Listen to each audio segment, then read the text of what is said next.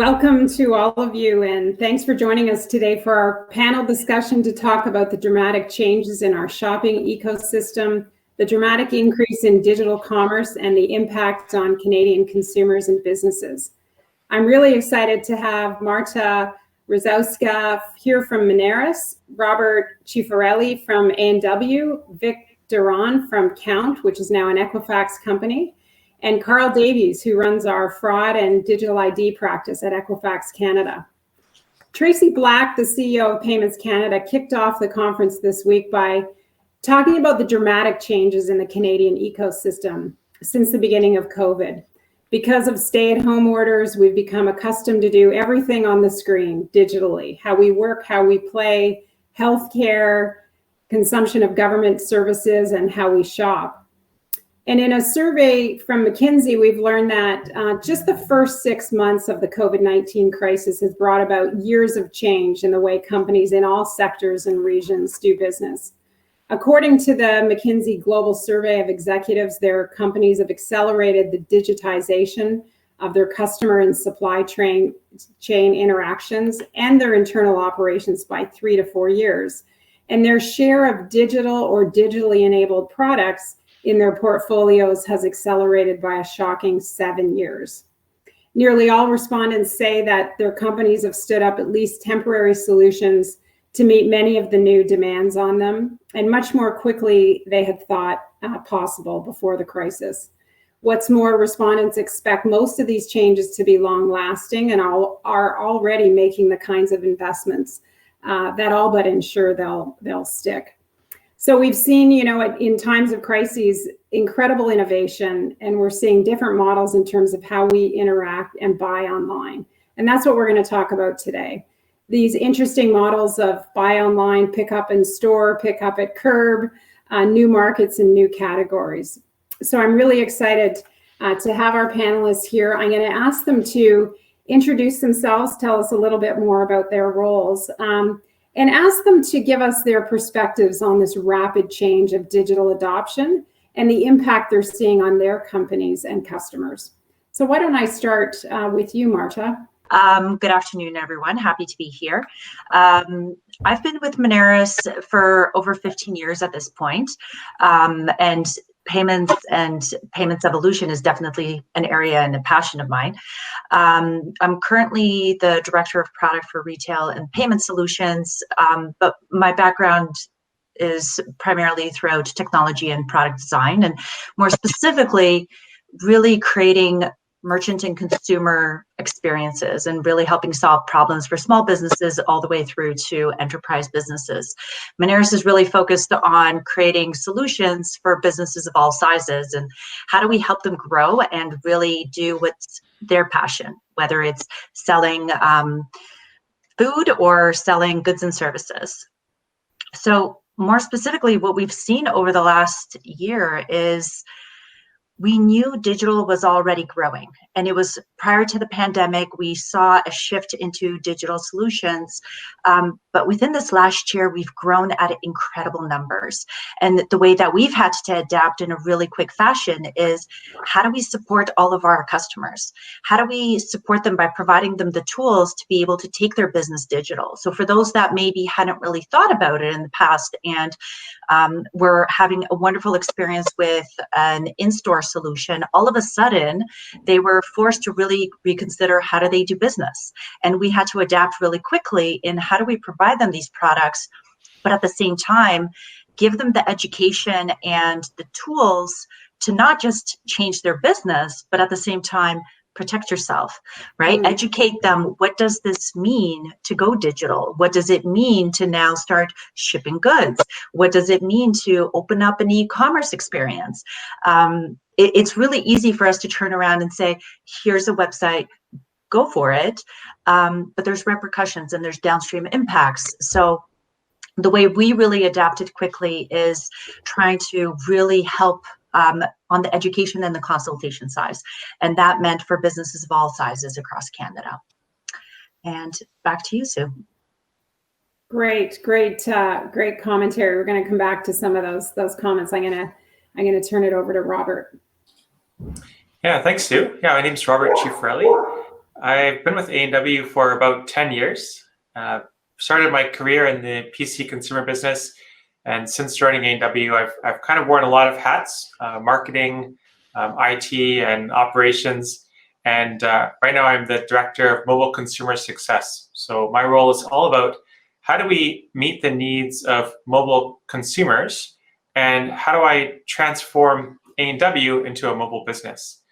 And what we're really increasingly seeing is our guests are wanting to order online or use their mobile device, and that's a pretty big pivot for our business.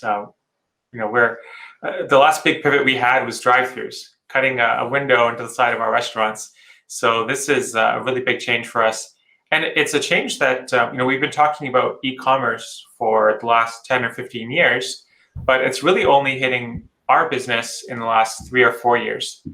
And having said that, when COVID hit, in about the space of a month, we saw years of progress in just a month. And what that looked like for us was a 4x increase in our mobile order volumes in 1 month. And we were lucky that we had just sort of scaled up our business and our offering, and we were able to kind of hold on for that wild ride. But we learned a lot in that month and over the past year. Hopefully you called that good planning with your boss, not good luck. Sorry, yeah. Welcome to my home. That was my dog barking. Great, thank you. That's a great introduction. Carl. Yeah, so good afternoon. My name's Carl Davies. I'm head of fraud and ID here at Equifax Canada. I've been with Equifax for around 4 years. Prior to that, with one of the other credit reporting agencies, Experian, and most of my career has been spent in consulting around technology, financial services, credit, or fraud risk. I mean, so, clearly COVID's had an impact on how we carry out our daily lives. Tasks that you or I would have done in the physical world, we've all been forced to undertake them digitally. So at Equifax, really what we're looking to do is make sure that we enable our clients, the businesses we work with, to protect themselves as much as possible from fraud. And so what we're seeing is, many organizations were already quite far down the path on their digital agendas. Some weren't, some were starting out or hadn't really considered it at all. But what's interesting is no matter where you were on the journey, there were always some changes or adaptations that you needed to make to kind of operate in this new normal. And I really like the comments that Rob had made as well about, the changes that they see within such a short space of time. I think that was actually one of the defining features that we saw during this period, was just the speed at which organizations had to make a change, were mandated to make a change, and the speed at which they actually did that and were able to continue putting their business out there. But from a fraud lens, what's been evident to me, I guess, is the increased opportunity for fraudsters to take advantage, and they've done just that. In April 2020, we saw a stat, I think that said Google blocked about 18 million COVID-related malware and phishing emails, just COVID-related. So, as we typically see with fraudsters, they spot an opportunity and they're able to execute on that very, very quickly. So, what we're seeing is organizations now having to deal with increased attacks, not necessarily using different schemes, but are having to manage, organizations are having to manage increased attacks coming through new and potentially less battle-tested points of entry into their business. Yeah, to Marta's point around newbies to e-commerce, right? But we'll talk more about that. I'll exactly. Have you start off, Vic, with your background and perspectives. Thank you, Sue, and hello everybody. I'm Vic Dhawan. I lead product at Kount and now proud member of a big Equifax family. So we are part of Equifax now, as Sue highlighted early on. So I started with Kount a little over a year ago as head of product, and I've been in this industry for almost 20 years. I've seen fraud moving from paper to digital, and the whole journey behind it and the motivations behind it. So it's fascinating to see this whole evolution. But last year specifically was unreal. I mean, this was out of the world experience, I'm sure, for all of us from the pandemic perspective, but professionally, it was a very different experience for all of us. So what we are seeing right now, the thing which we at Kount been saying to our customer and partners for a long time, that as the time goes on, it's going to be more digital. Your business will shift to more digital. So get ready for it. And a lot of times there are priorities which are competing, and the digital transformation doesn't probably take the top of the list, but 2020 changed that completely for our customers. Then all of a sudden we realized that the drum we were beating for years all of a sudden became the top priority for all of our partners and customers. And then the conversation started, hey, the things you've been talking to us for all these years, it's real now. Tell us more. And how can we do it? What can we do? Where it's taking us? What end state looks like? All those questions. So it was rewarding, fascinating, and scary. It was pretty amazing. But one thing which is becoming clear to everybody who probably didn't look at it in that detail before is digital trust. Our customers and partners and then consumers are realizing how important it is for them to establish a digital trust before engaging in business. And I think that's where the focus is now. And we believe this focus will continue to get sharper and sharper. And the need and the tools to establish the digital trust will get better and better. Back to you. Yeah, thanks, Vic. It's interesting because we've talked about, and I, spent a lot of time in banking, and we talked about omni-channel, 20 years ago. I'm still not sure that we got there, but multi-channel, omni-channel. Robert, you mentioned A&W had a mobile app, and you had just, improved it. And I guess, what's different now? What are we seeing that's different, and how does it kind of add pressure to the ecosystem, to the companies that participate in it? Yeah, I mean, some of the big changes for us, number one is just the volume. So the number of guests who are wanting to use these digital channels has really increased.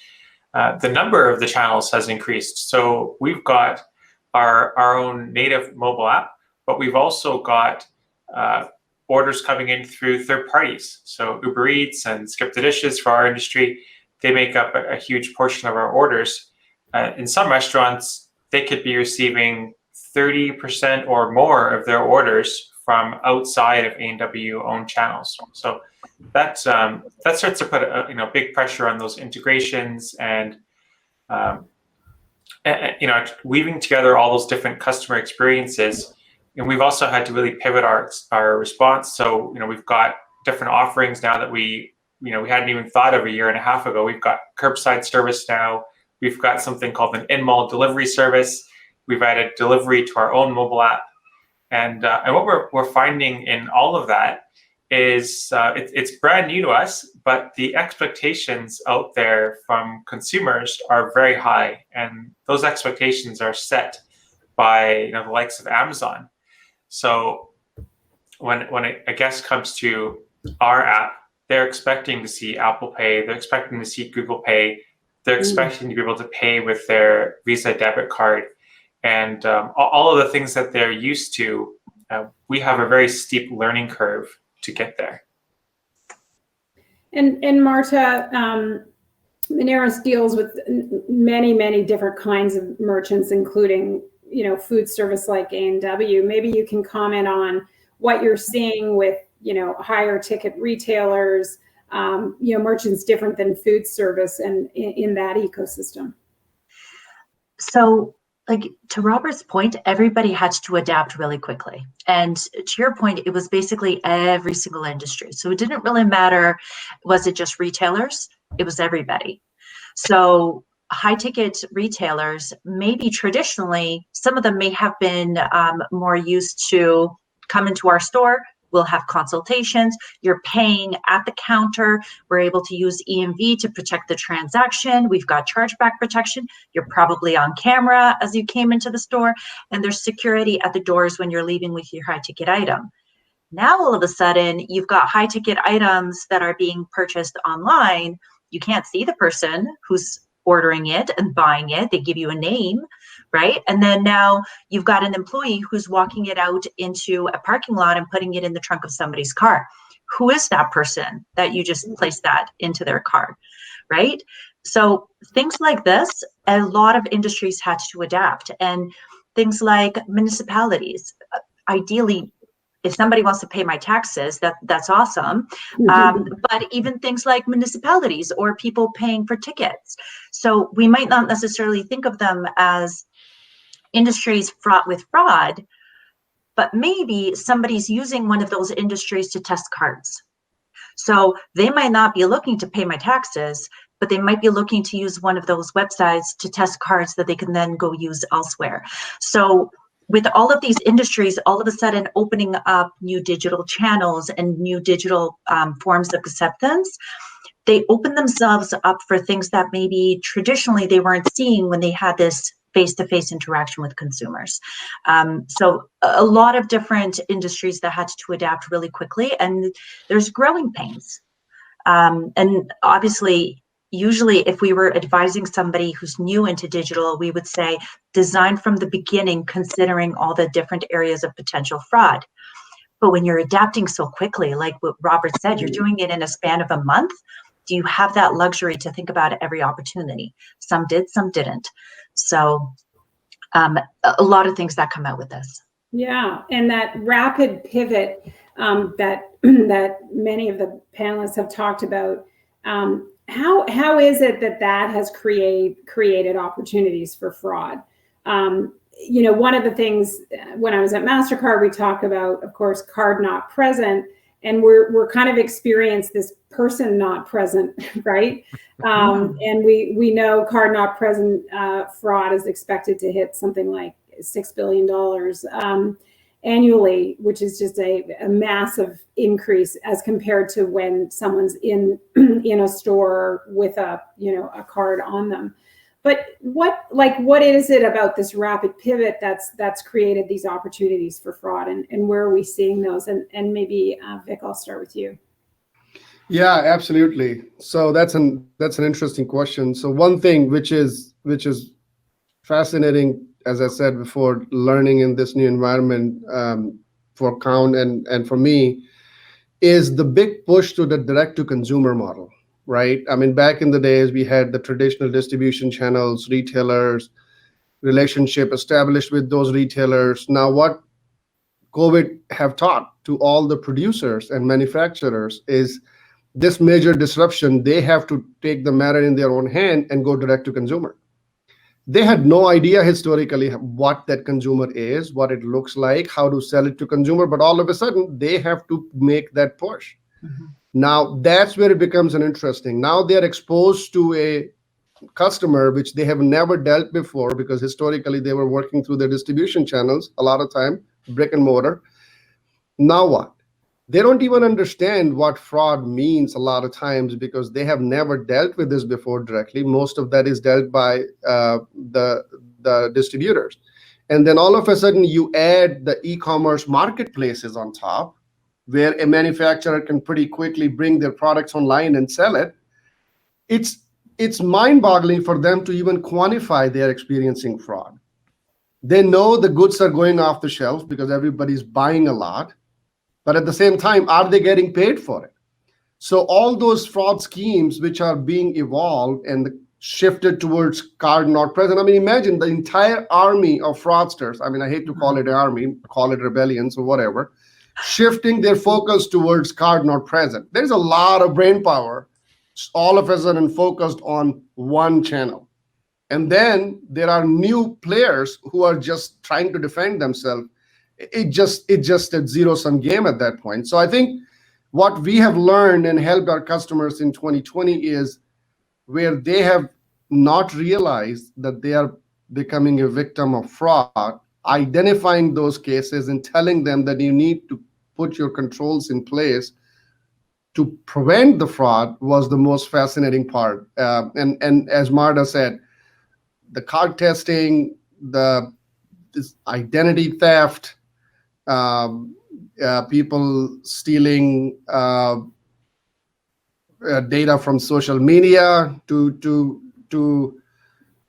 compromise these purchases, people stealing, changing the accounts, taking over the digital accounts to get to buy stuff on consumers' behalf and stealing products and services. It's just being all over the place.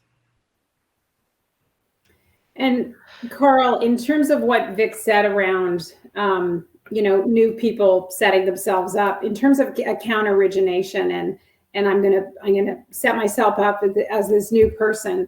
What's that particular area contributed in these new areas of fraud?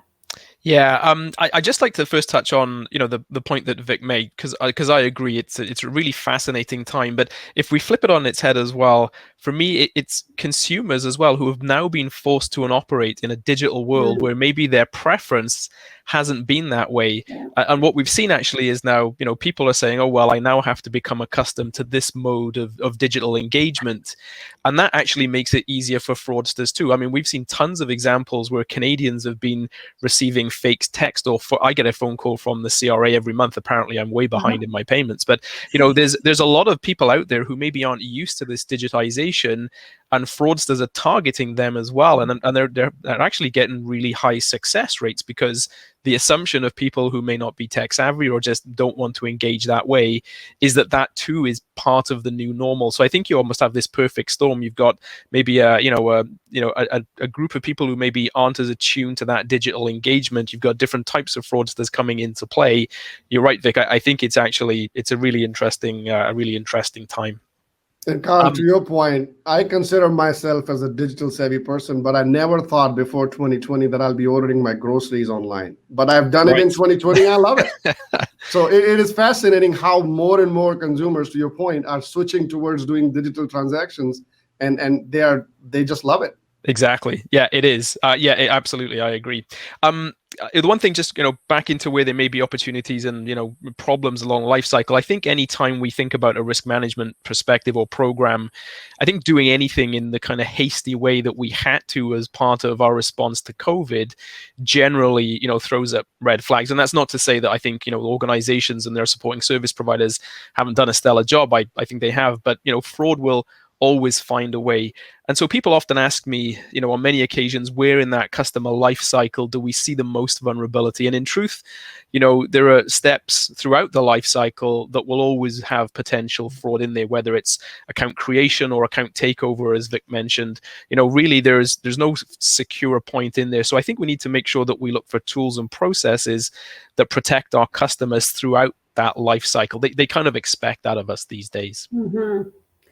And it feels like, though, we're losing the battle, at least right now. And it could be that this, acceleration happens so quickly, we haven't caught up, either consumers being more attuned to operating in a digital environment, sellers, merchants, restaurants, etc.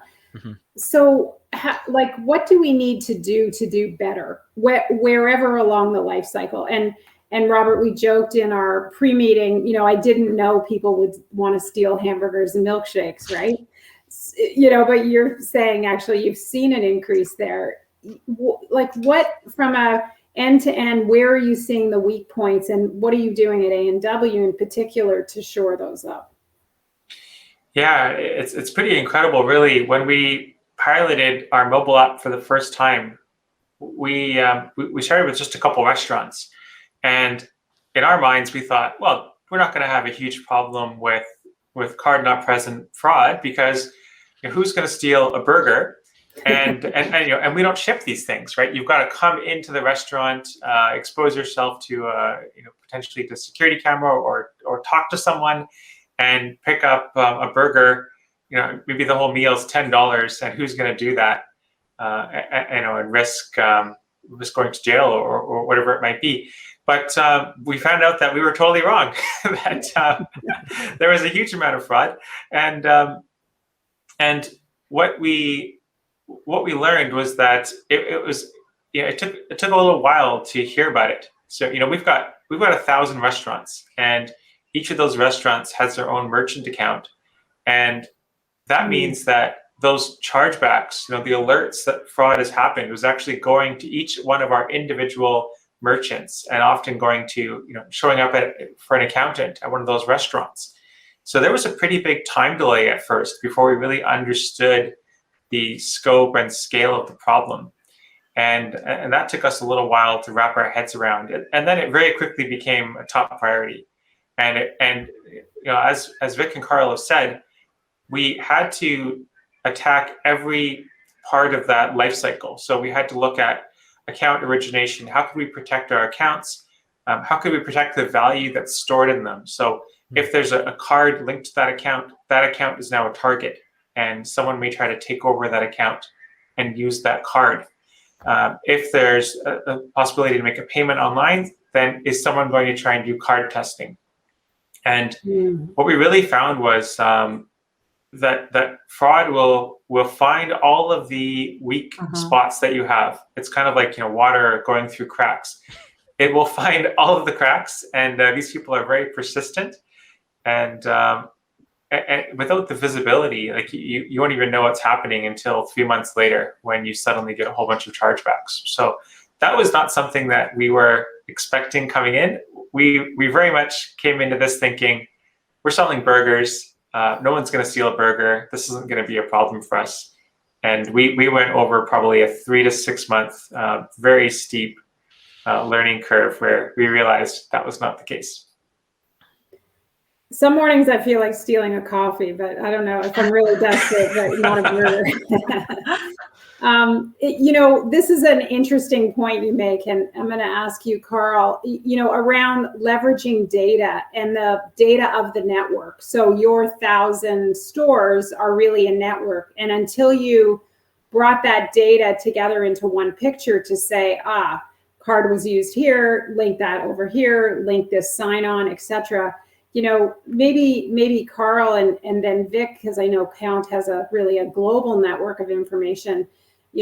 Carl, maybe speak to, Equifax has run a known fraud exchange for a decade now, I think. But just maybe talk about the power of data in terms of a way to combat fraud.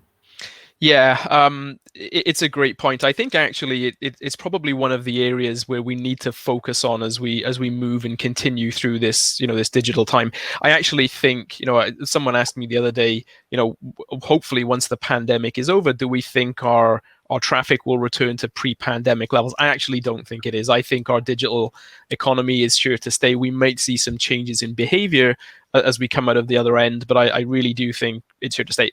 Vic, will be ordering my groceries online all the time going forward because I'm not a grocery store guy. But so I think the importance of almost triangulating risk across multiple different measures is going to be key to how we try and take the fight back to the fraudsters. So Sue's absolutely right. We've operated a known fraud exchange here in Canada for over a decade now that is focused on account origination, but looks at fraudulent applications that have been identified by members of the consortium, so that other members are then able to take advantage of that data and hopefully protect themselves from fraud in the future. It's a great product, but I think what we need to do actually is look more holistically at that. So, super happy to have Kount as part of the Equifax family now, because the transactional data that comes with Kount actually gives us a broader view. Like, we're getting closer to that 360 view of identity to make sure that we get a better picture of risk. So certainly looking at, the transactional information, behavioral patterns, other third-party data that we can layer on top, as well as, information around account origination, because that's often where things like synthetic IDs actually are generated. I think that really is, the key to where we're going in the future, and making sure that we're as protected as possible in this new digital first economy. And maybe for those who have joined for their cocktail party conversations on the weekend, can you just define synthetic fraud for the audience, Carl? Yeah, certainly. So, it's one of the more sinister types of identity fraud. Synthetic ID is where fraudsters will actually take components different identities to almost create a Frankenstein, if you will. So they might take my first name and address, and then maybe Vic's surname and date of birth. And what fraudsters will typically do is usually go for something that isn't related to credit to start. They'll usually try maybe a secured card or a prepaid cell phone. Fraudsters will then nurture that identity and look like a really good customer to the provider. They get to a point eventually where the provider will say, you know what, Carl looks good. We'll actually give him a postpaid phone, or we'll actually extend him some credit on his card. Eventually, that gets built up over time till a point where there's enough value wrapped in the identity that the fraudster will then maximize and bust out. And the challenge that everybody has here is you're chasing someone that doesn't exist. So it's actually quite a significant loss driver in the ecosystem today. Great, thank you.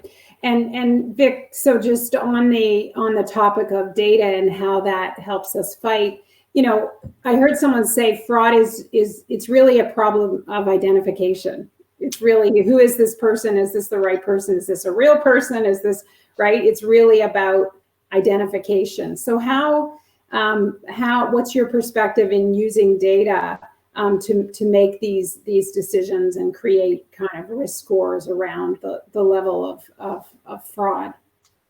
Yeah, you're absolutely right. I mean, identity is at the forefront now, especially digital identity as these things are happening digital. I do want to add what Robert was saying early on, that, hey, Robert, you're not alone. Your organization is not alone who's experiencing the burger and shake thefts. And so people are stealing coffee as well, just so you know, because of our customer network, we can tell. And the silver lining there is, Robert, that your food is so good that people are willing to go jail for that. So you always keep that in mind. So that's something to be proud of. But at the end of the day, I think the data, the network, especially if you just look at QSR for that example, Robert, which is probably more relevant to you. But what we do at Kount is we have the transactions coming in from a lot of verticals, a lot of different industries from around the globe. And we analyze these transactions in our Identity Trust Global Network to identify the fraudulent behaviors. And what we try to do, to Carl's earlier point, is alert our customers all the way when the accounts are created. So when somebody is trying to create an account on your app, you will have an idea of risk going into business with them, that what's the probability that there is going to be a fraud I will experience, because through, as Sue's point, scoring analytics, we can identify that what kind of risk you can expect from that identity coming into your business, and then transactions these identities bring to your system. And then you can put controls in place, and some of our customers have done it, like, well, hey, I don't want to let you pay online.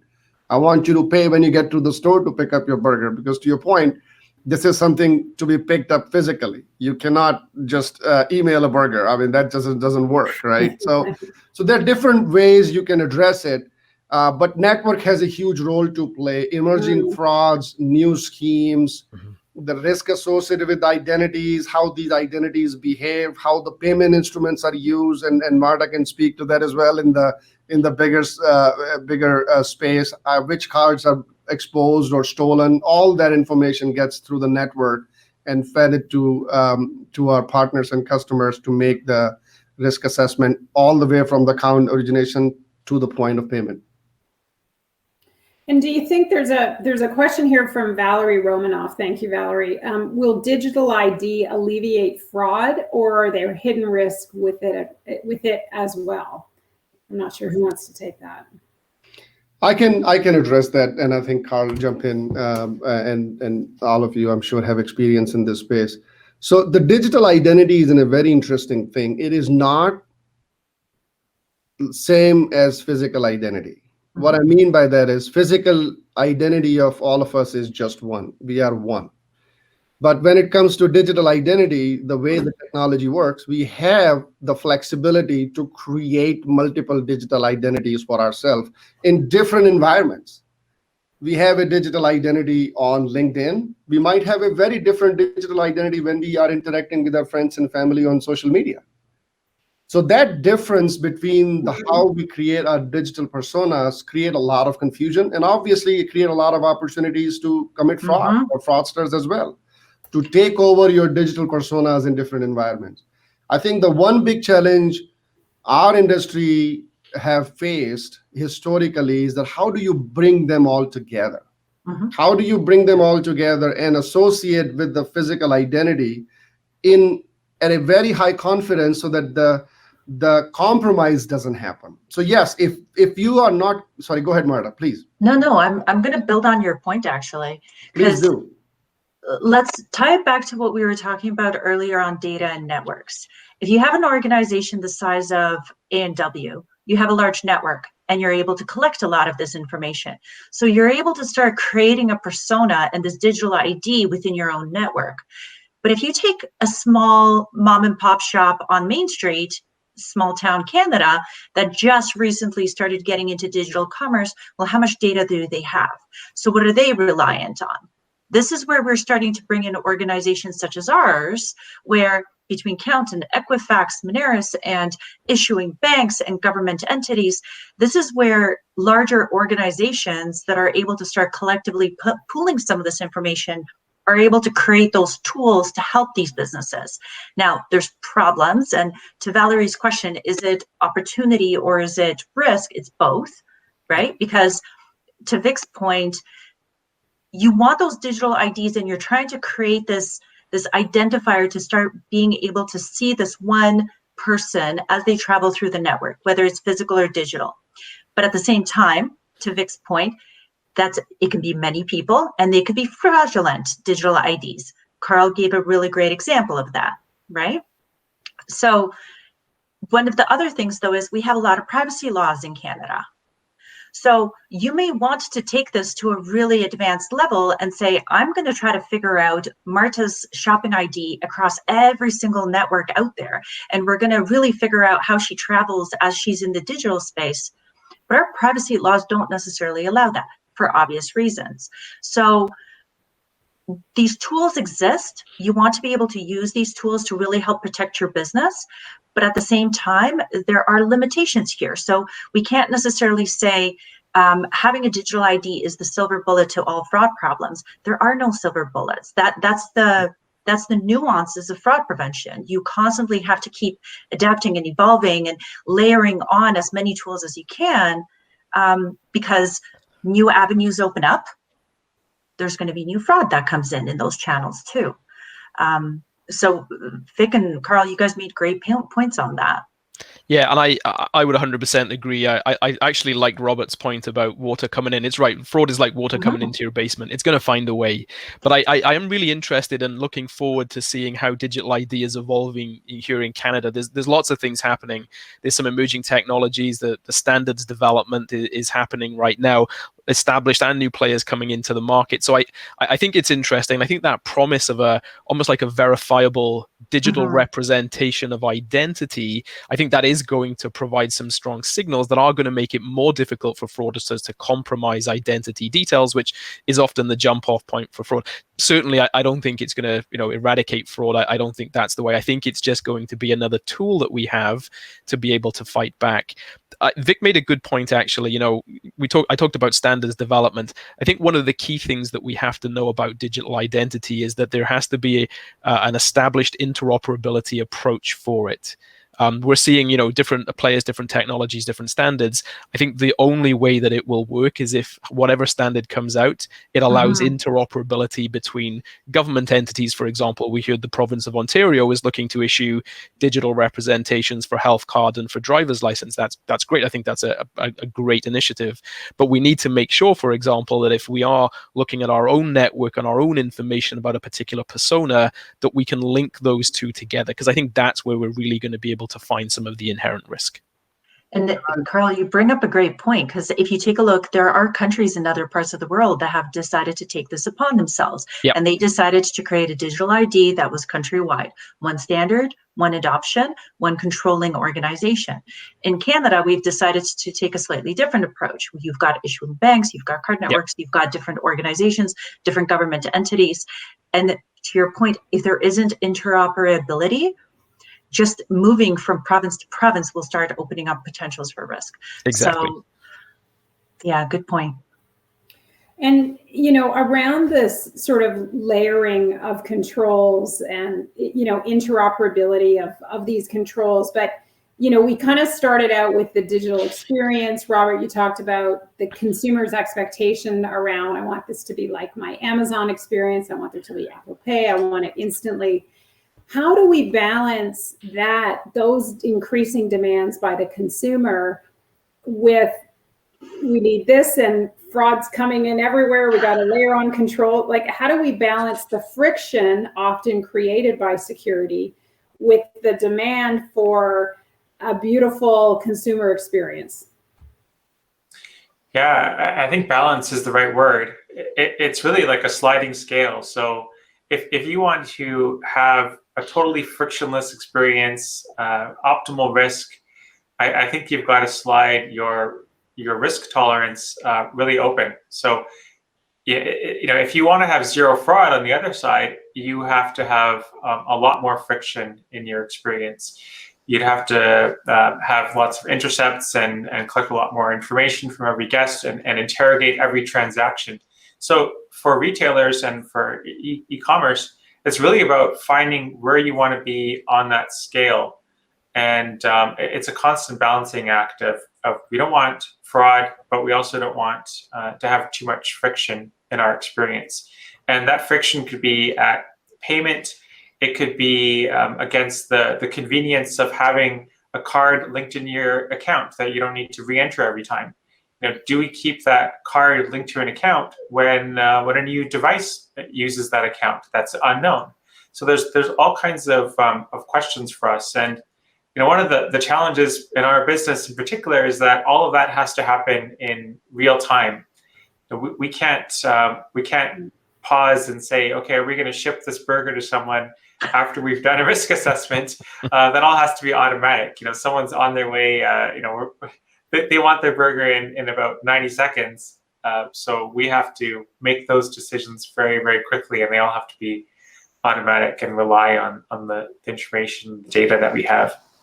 But to summarize it, the more fraud you have, the more you'll want to tighten your net. But if you tighten your net too much, you'll find that you don't have a very big e-commerce business suddenly. Great. And I just want to answer another question. This was back to your explanation of synthetic ID, Carl. Question from Mary Akins.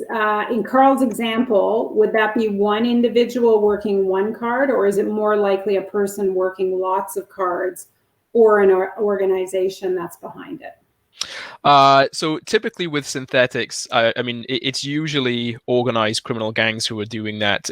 I'm certain, there could be the more opportunistic fraudster looking to do that, but more often than not, synthetic IDs are a result of some form of data loss or data getting into the hands of an organization en masse, because you need more than one. You need a number of identities to be able to kind of create that that kind of composite, if you will. So yeah, more often than not, data is getting into organized crime gangs through some kind of data loss event or hacking or some form of action like that. Thank you. Of course. And I always love to ask, we're here in Canada, like how do you think we're doing here in Canada versus other jurisdictions, based on what you know? And I might start with you, Vic, because I know that Kount does business all around the world. Yeah, I think that's a great question. And I think Carl and Marta touched on it a little bit a few minutes ago. I think there are a lot of countries, smaller countries, of course, who are starting fresh in this journey, and they have made the mandate that they are going to take the matters in their own hands, the regulators, the governments. Mm. Is it successful? Probably not, because first of all, they have very smaller footprint, and second, the adoption rates are not that great. I think the large economies like Canada, where we are thinking to create the interoperable identities, the digital identities, the communication between the identities. I think that's the right way to do. On the other hand, we have United States, where things are much more flexible for everybody. So it becomes a broader risk. But the bright side of that is, and I mean, being in fraud profession, I have to look bright side of everything. Otherwise, I would go crazy. So just be clear. Right? I'm always trying to find a silver lining. I think the silver lining where we are in the United States is we are the petri dish of fraud. I mean, we see everything and anything which people out there won't see, or the countries out there won't see. And we can bring that intelligence out at a global level to help our customers and partners in all the geographies to get aware of it. And US is one of the primary target of fraud from the global actors as well. I mean, not only the cyber criminals, but national actors and people who are after burgers. Everybody is trying to commit fraud against the US. So that's, I think, is an advantage position to help the rest of the world to advance the tools and technologies to get there before the fraudster reaches them. So I think Canada is on the right track. I think the way it's being fought is good. At the size of economy it's going to take some time, but I think the right people are taking the right approach in trying to address this problem. But again, as we all said, it's cost of doing business, guys. Fraud is going to be there no matter what you do. The question is it in your tolerable limits? And are we putting the control in place so that it doesn't go out of the tolerable limits? I think that's a win for every business out there. 100%. Marta, I'm going to direct this question from the audience to you. It seems to me we're nearly at a point where the cost of fraud is exponential. I'm concerned about the liability ownership issue for consumers. Financial institutions are now bearing the weight of this. Can it continue? Ooh, that's kind of a fairly broad question, but okay, I'm going to say yes, it can, because we have no other choice. Digital is going to keep growing. So by digital growing, fraud's going to keep growing. The point, though, is this is why we're fighting so much against it, right?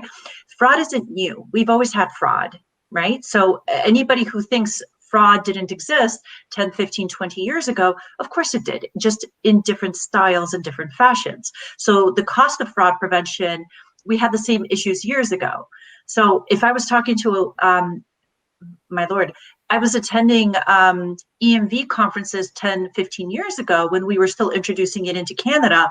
And the things that were being discussed there was, well, maybe I don't really need EMV implementation yet. I'm just going to be investing millions in cameras. Okay, because we were talking, well, how do we protect the physical location with electronics and we were talking about physical fraud, right? So the costs were still there. Now, to Valerie's question, at that point, obviously the cost is on the retailer, not necessarily the fact that we had liability shift that was being shifted over to an issuing bank that's then going to try to figure out how to, combat his costs and how's that going to go downstream. But what liability shift did was, okay, obviously within the payment space, we want to make sure that we drive sales adoption, right? And we want to make sure that payments continue. And if a consumer does not feel secure in using their card, they're not going to shop. So we need to find ways of how do you make consumers feel comfortable? And obviously by making them feel comfortable, it means somebody has to take on some of the risk. But it doesn't make sense for all of the risk to go on business, because then the business is going to turn around and say, we can't afford to take payments. We're going back to cash. Everybody come in physically, right? So all we've done is we're redistributing the cost of fraud prevention across many, many players. And we've seen this before. We're going to see this continuing on. And that's just kind of the nature of the businesses, right? If there is going to be liability on consumers, there's liability on merchants, there's liability on acquirers, processors, those of us, processing the transactions, the issuing bank. But at the same time, it means the responsibilities on all of us as well. So I, the consumer, am going to be protecting my PIN when I go to the point of sale because I know that there's money involved. The business is going to be responsible for how do I protect myself, but at the same time, my consumers, right? The issuing banks are going to be concerned. And companies like Moneris, this is why we partner with companies like Kount, where we're trying to make sure, okay, we have responsibility for protecting ourselves, we have responsibility for protecting the issuers, and we have responsibility for protecting merchants and consumers. So we need to implement fraud prevention tools ourselves, and at the same time, make sure that we make them easily accessible to businesses without introducing too much friction, to Robert's point, right? So it's a collective responsibility throughout the network. Absolutely. Another question's come in, really linking cyber and fraud, which is something I don't think we do enough, because I think they are or can be closely connected. So the question is, we hear about data breaches often and seem to become desensitized to them. Should we actually be more concerned with the increased frequencies? I'm going to give my answer if I can first, if I'm allowed. Last night, we hosted a session with our Chief Information Security Officer. Of course, Equifax is coming from a cyber attack in 2017, where we've invested about $1.6 billion in shoring that up. We're now leading globally, on average, the financial services sector in terms of our security rating, government, healthcare, retail. So we've come a long way, and the discussion was really about, things are getting worse. So I agree with you, Mary. We should be more concerned. We talked about this, the tremendous power of organized crime in the nation states, the state actors. I think we had General Alexander from the ex-head of the NSA in the US talking about, I think it's 500 billion in intellectual property stolen from the US. So it's not always about money and credentials, it's information, right? So I think we should pair that discussion a little more closely. That's my perspective. But in our last few minutes, I'll open that up to the panel for your comments. If I may, I'm going to trigger on something that Vic and Carl also said earlier, and Robert as well. Most people think of data breaches, they think of, okay, well, somebody's just going to come in and take payment information. People are not just after payment information, they're after all information, right? So they're after email addresses, passwords, dates of birth, literally absolutely everything, okay? Which, if I may, I'm going to say, no matter the size of the business, have an amazing CISO, right? Pay your IT and security fraud prevention staff so well. And if you can't, and that's not your core business, find an amazing partner, right? Find yourself a partner, make sure that they're qualified, make sure that you ask the right question, because not everybody is in the business of cybersecurity and fraud prevention, but that's why you partner with somebody that is. So trust the experts, right? And that means no matter the size of the business. So it applies to absolutely everybody. And if I may, we give away information so much online that everybody seems to think about the big data breaches. They're not thinking about every BuzzFeed post that they're answering questions about on their social media, where you just gave that data away for free. So. Any other perspectives? Go ahead, Robert. Yeah, if I can add to that one, I talked about the balancing act in fraud and the friction we create with each transaction. There's also, I think, a balancing act for organizations in how much information are they taking in with the risk that information creates. So the more information that you have, the more valuable you are as a target. And I think there's also that balance of asking yourself, do we really need to know someone's, if I'm selling burgers, do I need to know your birthday? Do I need to know your home address? After I've made a delivery to you, do I need to keep that information? And and if you do, that's a decision that you're making that is creating enough value for you to justify that risk. So I think there's also a question that organizations should be asking: how much of a target are we putting on ourselves? Do we really need this information? And the idea of just collecting it for the sake of collecting it, you should really do that thoughtfully. Be careful. All right, I think we have about 1 minute left, so I don't want to carry on the conversation without thanking all of you, my amazing panelists. I think a great discussion, so much more we could talk about, but I really appreciate you sharing your insights and perspectives. Marta, Robert, Carl, and Vic, really appreciate you joining today. Thank you for having us. To our Thank you. audience, Thank you. have a great rest of the conference and a great weekend.